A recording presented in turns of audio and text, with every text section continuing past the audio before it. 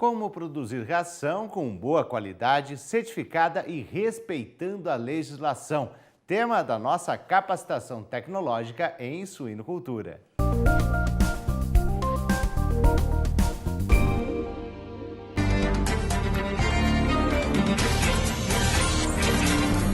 Olá pessoal, na aula de hoje nós vamos tratar do assunto de boas práticas de fabricação em fábricas de ração animal. Qual então que é o objetivo dessa nossa aula de hoje? É nos dar uma visão ampla das boas práticas de fabricação em fábricas de produção de ração animal e vai nos fornecer as informações necessárias para que se implante um sistema de produção de ração seguro e com qualidade. As boas práticas de fabricação, elas são regidas por uma legislação que é a Instrução Normativa 4 de 27 de fevereiro de 2007. É uma legislação do Ministério da Agricultura. O que são as boas práticas de fabricação? São um conjunto de normas visando a promoção e a certificação da qualidade e da segurança do alimento. São uma série de princípios e regras para o correto manuseio dos alimentos. Abrange desde as matérias-primas até o consumo final.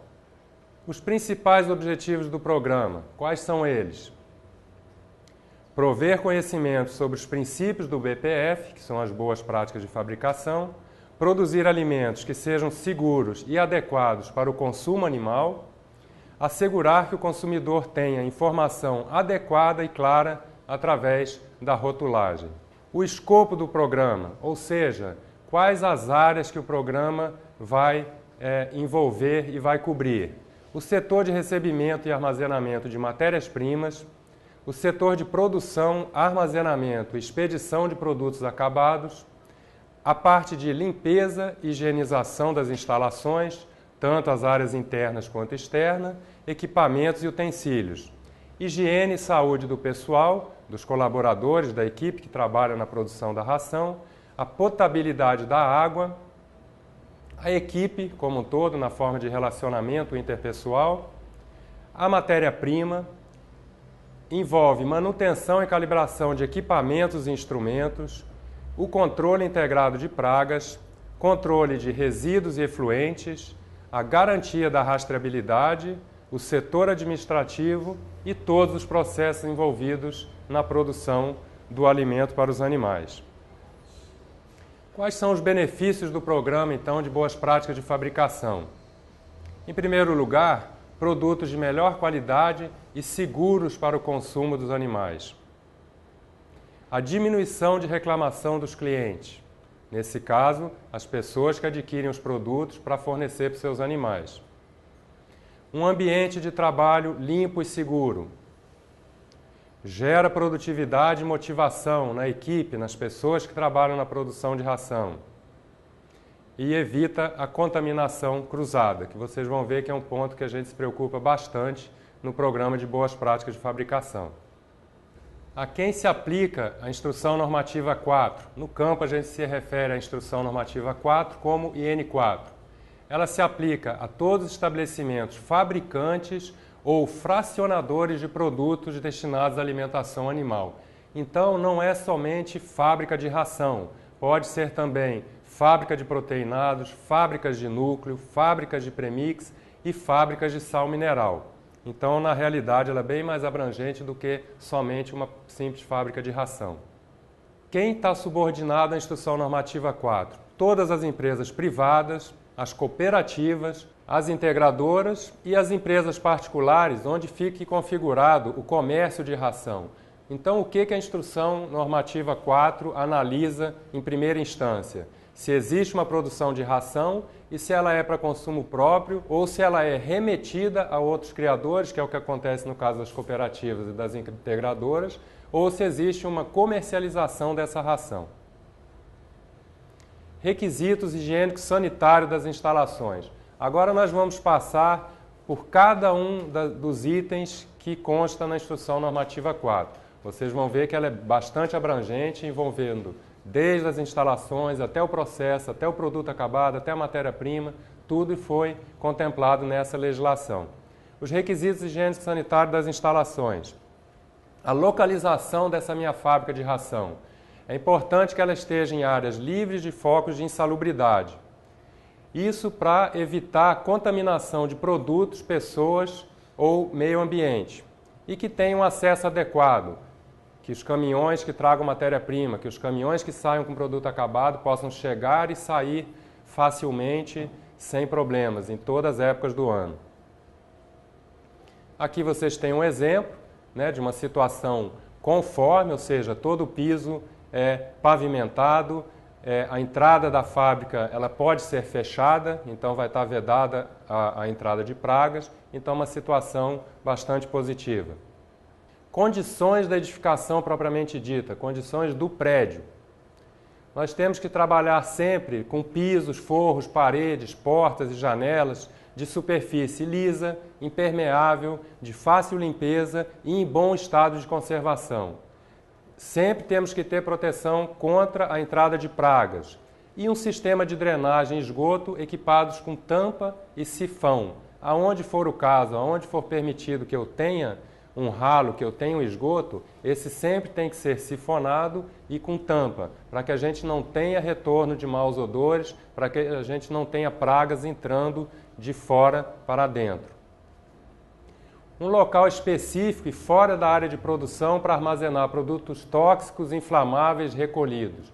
Esse tipo de produto não pode jamais estar na área de produção, nem ter contato com a área de produção. Então eles têm que estar em local segregado e identificado. As instalações e equipamentos têm que ser dispostos de forma a facilitar a limpeza. Então, na hora de conceber um projeto, sempre lembrar que os equipamentos têm que ser locados dentro da instalação de forma que eu consigo ter fácil acesso a esses equipamentos para fazer tanto a manutenção quanto para proceder à limpeza. Eu preciso de uma separação adequada das atividades por área, evitando a contaminação cruzada. O projeto tem que permitir um fluxo unidirecional da produção. Então eu entro com a matéria-prima, faço todo o meio processo e no final eu saio com o meu produto acabado, sem contrafluxo, sem cruzamento de fluxo. Refeitório, vestiário e banheiro, sempre separado e sem acesso direto com a área de produção. É importante que a gente tenha locais para lavagem das mãos, esses locais precisam ser adequados e com avisos e orientações de como proceder à correta lavagem das mãos. Ventilação, quando ela estiver existente, ela precisa ser adequada. Se ela for forçada, sempre contrária ao fluxo de produção, ou seja, essa ventilação vai ser da área limpa para a área suja, jamais da área suja para a área limpa. Presença de iluminação natural e artificial. Nós vamos precisar de iluminação, tanto natural quanto artificial, dentro das dependências de produção. Porém, essas lâmpadas precisam ser protegidas, ou seja, elas têm que ter uma proteção contra queda e contra explosão. E toda instalação elétrica, ou ela tem que estar embutida dentro das paredes, ou podemos utilizar também conduítes afixados à parede.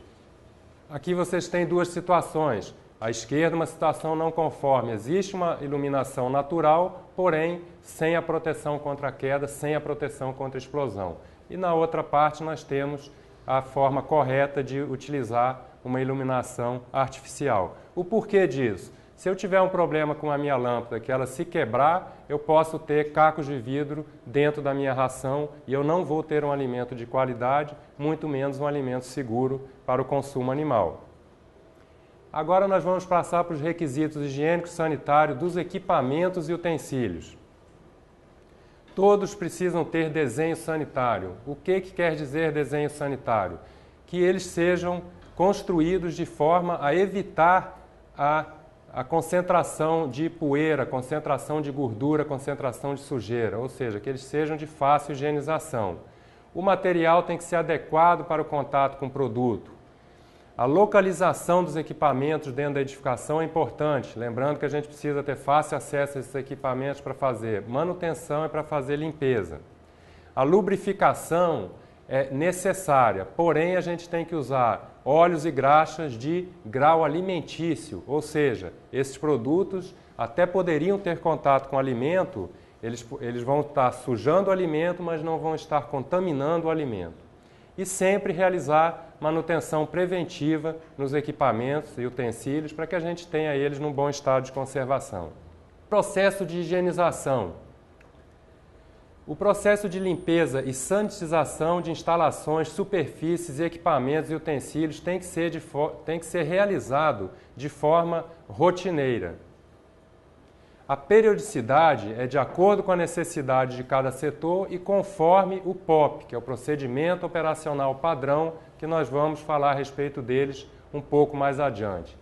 Em especial numa fábrica de ração, a gente sempre vai optar por fazer uma limpeza a seco, ou seja, evitar de utilizar água, porque essa água pode entrar em contato com o nosso alimento, pode deteriorar nosso alimento, pode deteriorar nossas embalagens, então nós sempre vamos nos utilizar da limpeza a seco.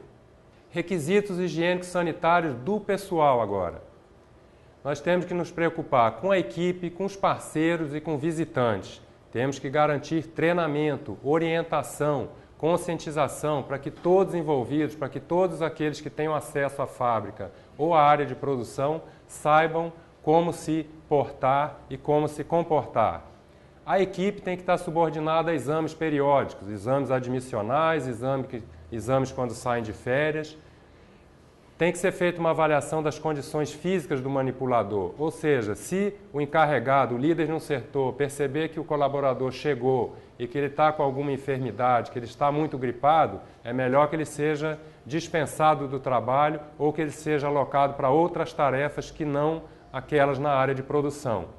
E o colaborador deve ser afastado das atividades de manipulação de alimentos quando é enfermo, ou seja, se possível ele vai ser realocado em uma outra função naquele dia ou naqueles dias, mas se não ele até mesmo vai ser dispensado do trabalho, podendo retornar para sua casa. Isso tudo para garantir a não contaminação do alimento que vai ser fornecido na forma de produto acabado para os animais. Higiene pessoal. Higiene pessoal de quem? De todos aqueles que estão envolvidos na produção das rações para os animais. Sempre utilizar uniforme, seja calça, camisa, boné, capacete, não importa. E jamais esquecer dos equipamentos de proteção individual. Não utilizar adornos e maquiagens, aqui especialmente para as mulheres. No caso dos homens, evitar o uso de barba, bigode e costeleta, sempre estar com a barba feita. Evitar fumar, assobiar, conversar, mastigar ou comer e tossir ou espirrar sobre o alimento não protegido.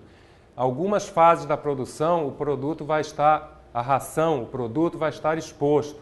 Se eu tossir ou espirrar sobre esse produto, eu vou estar contaminando o produto e vou ter uma não qualidade e uma não conformidade no produto acabado. A higiene das mãos. A parte do corpo que mais toca todos os equipamentos, os utensílios e até mesmo em algumas fases o próprio produto são as mãos. Então a gente tem que ter todo o cuidado com a higienização das mãos.